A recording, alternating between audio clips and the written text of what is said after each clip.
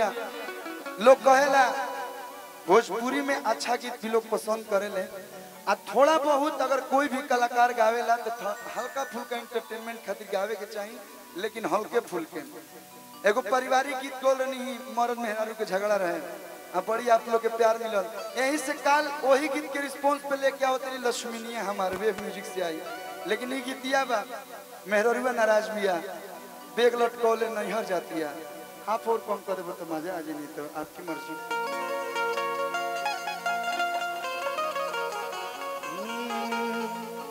कि रोजे रोजे के घरवा के सासन पिया अब सहाई ननदो के भाषण पिया जदि रही जे इहे रहनिया तो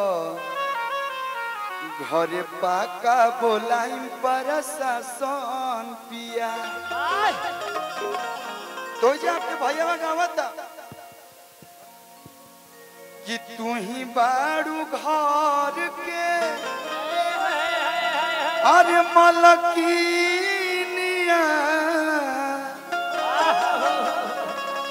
हमारे सार के हर बहिनिया हो। यू नो सार, सार समझती हो? इंग्लिश में सर बोलते हैं, भोजपुरी में सार बोलते हैं। अरे पगली, सार मतलब होता है हित। हित हितो नहीं खूब बुझत, हित वो हिट नहीं, हित जो मर्द होता है भाई। हाँ न विस्तार में मर्द का जो मेहरारू होती है उसके भाई को हम लोग भोजपुरी में सार बोलते हैं। यानी कि आपके भाई को हम बोल रहे हैं कि तू ही बाड़ू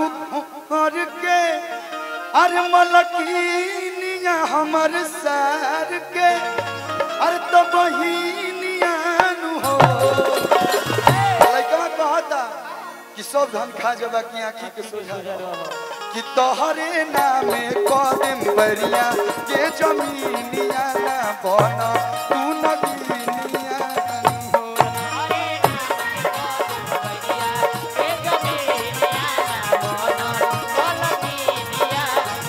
तो तोहरे नामे कदम बसदी के जमीनिया ना बना तू नगीनिया हो।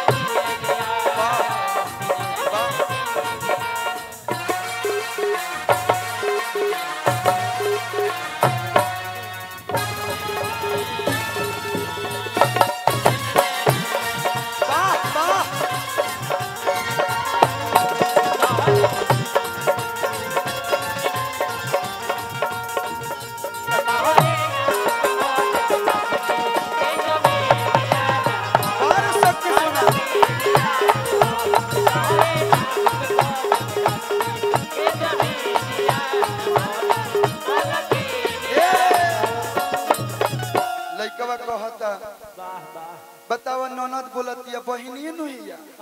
सास बोलतिया माइए नहिया काहे ने खूब बर्दाश्त करत त खिसिया के धनी ऋषिया के धनी। अच्छा पहले के जो हमनी के चाची लोग दादी लोग रहे लोग वो लोग के घर के इज्जत के डर रहत रहे कि हम तनी मनी झगड़ा करें तो लोग सुनी तो का कही। लेकिन आजकल के जो नहीं की गर्लफ्रेंड जो लव मैरिज हो रहा है, अब बताई मनोज भैया लड़की कैसे इज्जत करो। पहले होत रहे कि लड़की के फोटो ना देखे माई बाबू सेठ तो हम सेठ कपारे पर तसली फोटो भी देते रही। अब फोटो आवता, अब फोटो के बाद वो क्या बोलते हैं, मेरा भी हुआ था रिंग सेरेमनी, क्या गलत बोल देंगे लोग, गलत छाप देता है। एंगेजमेंट भी बोलते हैं। अब एंगेजमेंट में लड़का शर्मा शर्मा कहता अपना नंबर दो ना, बात करेंगे। अब लड़का के नंबर मिलल, माई बाबू के मालूम नहीं कि लड़का नंबर ले लेबा। अब कट 1 घंटा बाद घर पहुंच गई क्या? अभी नहीं। अरे बाप हो बाप, चली हो भाई बर्दाश्त नहीं क्यों होते ने अरे बियाह कर रे अभी एंगेजमेंट के साथ टिक दे लेके जो ना माई बाबू के साथ मनो करे के माई बाबू के मन से आई न्यू मन भीतर गछबा हेलो हेलो खाना वाना खा ली बाबू ए हमार सोना थोड़ा वीडियो कॉल पे आओ ना मैं अच्छे से नहीं देख पाया था तो उन्हें से लेकिन नहीं अभी मैं नाइटी पहनी हूँ मैं नहीं वीडियो कॉल पे आई दादा उन्हीं आग लागल बा लड़का कहता सुनो ना बस अपना चेला दिखा तो मैं लाट को छोड़ दूंगा चियारत ये करो बा यो बुझाता रात भर लगा रहेली तोरो बा अब सुनी बाबू के अपना बाबू ना कोले होले लेकिन दिन भर में 100 बार बाबू है बाबू है बाबू है बाबू है सोना कहाला कटोरा कहाला बीतल 2 साल के अंदर देखिए ना चम्मच पतेली कराही कहली सो अब बताएं का लड़की इज्जत करो ब्याह से पहले मैं राज बता दिला मेरी मम्मी ने थोड़ा खड़ूस है थोड़ा मैनेज कर लेना गुस्सा मत होइए मेरे पिताजी ने थोड़ा सा वो शौकीन अरे ताला ले गई अब का इज्जत करो जानत ये मैं परिवार के कहानी तो कहतिया लड़का मनावता कि खिसिया के धनी ऋषिया के धनी तो बाते बाते देबेलू तला के धनी अब इन्हें लड़की कहाँ मानतिया हट कहतिया ना तो हम जाइबे करें तो कहतिया कि जातु बनी राजा यो तो नहीं हाथ तू संभाल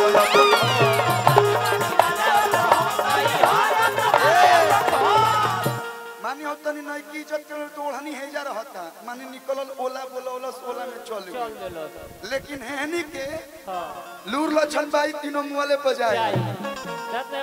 बियाह इतना बक्सर में ये बक्सर उजिया दी हमार ऐसे उघार के जट पानी राजा यो तो नहीं हाथ संभाल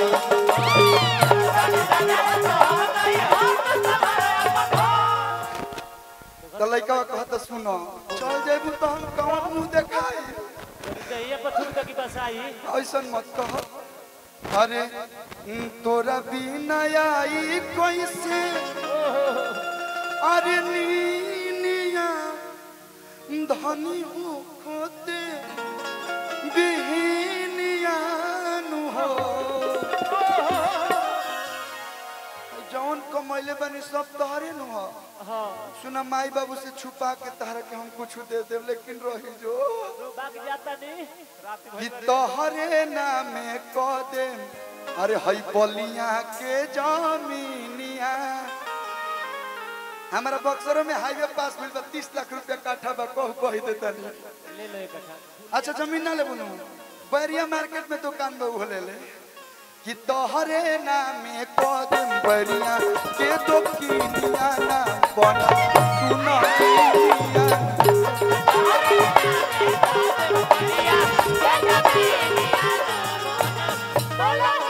अकाल जोन